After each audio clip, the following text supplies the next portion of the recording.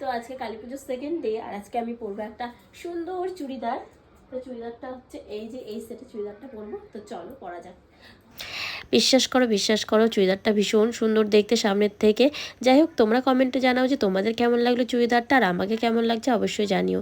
আর আজকেও পরে নিয়েছি এই হোয়াইট কালারের দুটো ইয়াররিং। এটার সাথে কেমন যাচ্ছে অবশ্যই জানিও। আমি একটা টিপও পরে নিয়েছি আজকে।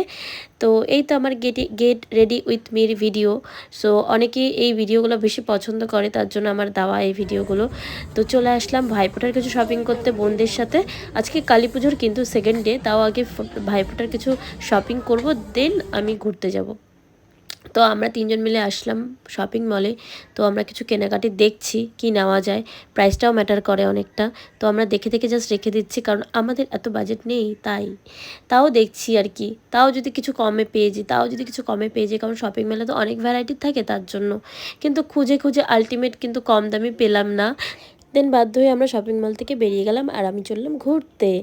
আর আজকে আমি ঘুরবো জলপাইগুড়ির প্যান্ডেলগুলোতে। তো চলো যাই। আমার ঘোরার এনার্জি কখনোই কমে না, আমি ঘুরতে ভীষণ ভালোবাসি।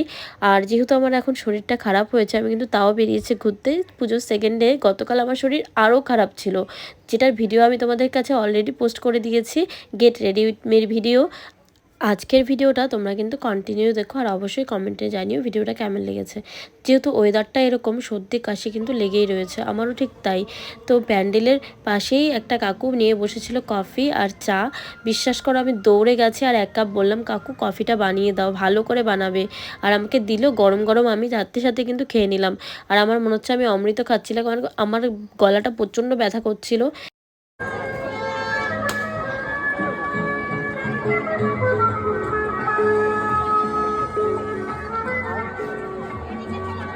তোমরা যারা লোকাল আমার ভিডিও দেখছো, তারা অবশ্যই আমার কমেন্টে জানিও যে এটা কোন ক্লাবের প্যান্ডেল। আমি কিন্তু ওয়েট করে রইলাম, অবশ্যই জানিও। আর দেখো এখানে রামেশ্বরম মন্দিরটাকে তুলে ধরা হয়েছে এই প্যান্ডেলের মাধ্যমে। বেশ সুন্দর। আমি গেছি অরিজিনালি রামেশ্বরম মন্দিরে, আমার তো ভীষণ একটা বুকে গেঁথে রয়েছে। যাই হোক, তারপরে চলে গেলাম একটু ডমিনোজের পিৎজা খেতে। অনেক দিন হয়ে গেছে আমি ডমিনোজের পিৎজা খাই না, তাই ভাবলাম যাই একটু ডমিনোজের পিৎজা খেয়ে আসি। যতই ভাবে আমি বাইরের খাবার খাওয়া ছেড়ে দিই, আমি বিশ্বাস করো ছাড়তেই পাচ্ছি না। আমি আরও মোটা হয়ে যাচ্ছি। কবে যে রোগা হব ভগবানই জানে, কিভাবে রোগা হব আমি তাও জানি না। তো যাই হোক, আমি খাই।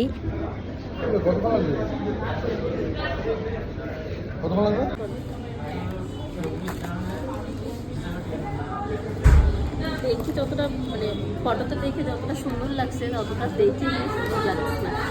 আর এটা হচ্ছে মিট বল।